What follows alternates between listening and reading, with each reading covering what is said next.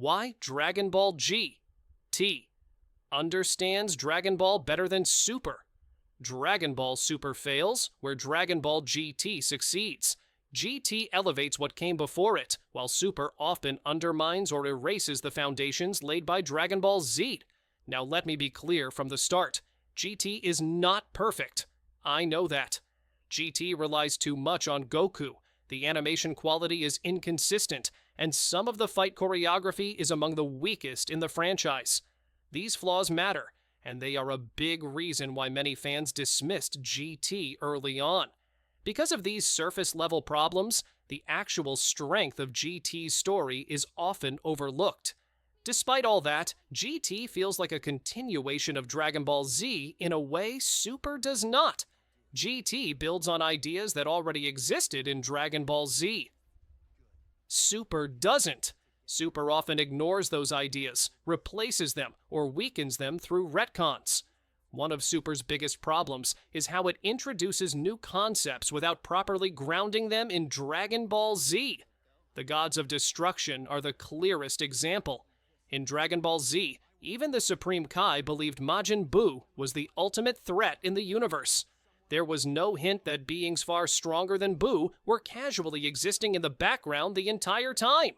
The power hierarchy in Z felt consistent and meaningful. Super disrupts that hierarchy by suddenly revealing divine beings after the fact, which makes past struggles feel smaller and less important. And this is where Beerus becomes a real problem. Beerus is a god of destruction.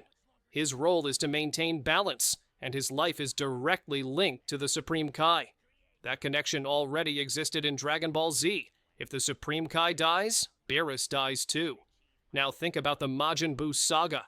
The Supreme Kai is constantly in danger. Majin Buu is described as a universe-level threat, an uncontrollable force of destruction who has already killed gods in the past.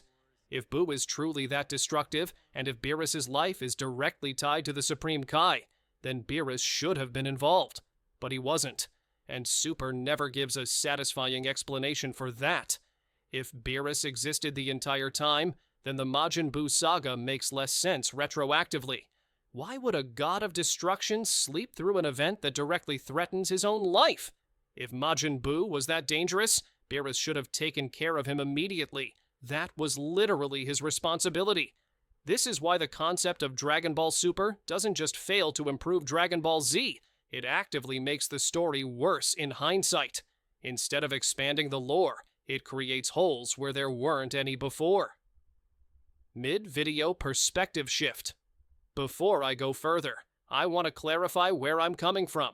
When I was younger, I didn't really appreciate Dragon Ball GT. I focused more on its flaws and didn't give it much credit compared to other Dragon Ball series. But as I've gotten older, my perspective has changed. Rewatching GT now, I've grown to appreciate it more for what it was trying to do, especially when I compare it to Dragon Ball Super. And to be clear, I do enjoy Dragon Ball Super for what it is. I'm not saying Super has no value, but over time, my issues with Super have become more apparent. The more I think about Dragon Ball's themes, its world building, and its long-term storytelling, the more I feel that GT understood those elements better. This isn't about nostalgia or bias. It's about perspective. Appreciating GT more over time has made the weaknesses in Super easier to see. Now, one of the clearest examples of this is how Super treats Frieza. In Dragon Ball Z, Frieza works because his actions come from who he is. Frieza is paranoid, insecure, and obsessed with control. He knows about the Saiyans' potential. He fears rebellion, and he fears anything that could one day surpass him. That paranoia is what drives him to destroy Planet Vegeta. Frieza didn't wipe out the Saiyans because he was ordered to. He did it because he was afraid. That fear is what makes Frieza such a strong villain in Dragon Ball Z. He isn't just powerful, he's calculating, insecure, and desperate to stay on top. The destruction of the Saiyans is a direct reflection of his tyranny and his mindset. Dragon Ball Super retcons this. Super implies that Beerus was involved in, or at least approved of, the destruction of the Saiyans. That single change weakens Frieza's character. Instead of being an emperor acting on his own paranoia and cruelty, Frieza becomes someone carrying out a god's will. That shift matters. By making Beerus part of that decision, Super removes Frieza's agency and softens his responsibility. One of the most important events in Dragon Ball Z is no longer driven by Frieza's fear and insecurity, but by divine approval. Once again, Super doesn't expand Dragon Ball Z, it recontextualizes it in a way that makes it worse. And then, there's one of Super's worst retcons. During the build-up to the Tournament of Power, Super states that there are only 28 planets with mortal life in Universe 7. That single line makes the universe feel small, empty, and underdeveloped. It also completely undermines the idea of Frieza being the Emperor of the universe. An Emperor of 28 planets does not carry the same menace. Dragon Ball Z made the universe feel vast and dangerous. Super shrinks it. GT does the opposite. GT expands the world instead of reducing it.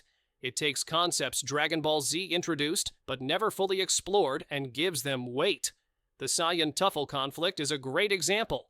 GT treats history as something that matters. The past doesn't disappear, it comes back to affect the present. But more than anything else, GT is about consequences. GT is the only Dragon Ball series that treats the Dragon Balls themselves as a problem. In Dragon Ball and Dragon Ball Z, the Dragon Balls slowly became a reset button. Death lost its meaning. Fear disappeared. The characters grew complacent because there was always an easy solution. And this idea is not something GT invented randomly. During the Majin Buu saga in Dragon Ball Z, Elder Supreme Kai explicitly warns that the Dragon Balls are being overused, and that relying on them too much will eventually lead to serious consequences. Dragon Ball Z never fully explores that warning, but it clearly plants the seed. GT takes that warning seriously. The Shadow Dragons are not random villains. They are the payoff to that foreshadowing. Every wish leaves a mark. Every shortcut has a cost. GT is not just building on filler ideas, it is expanding on canon themes Dragon Ball Z itself introduced. Because of over-reliance on the Dragon Balls, the characters became weaker, not stronger. They stopped fearing loss. They stopped respecting death. GT forces the story to confront that reality. That's why the ending of GT works. Goku leaving is not a reward or a victory lap. It is a necessary resolution to a world that leaned too heavily on miracles instead of growth. It restores balance and meaning to the Dragon Balls and to the story itself. And this is the final message GT leaves behind. GT tells us that there are no easy routes in life. Taking shortcuts might feel good in the moment. Using the Dragon Balls over and over might solve today's problem. But eventually, the consequences come back. You can't escape them forever.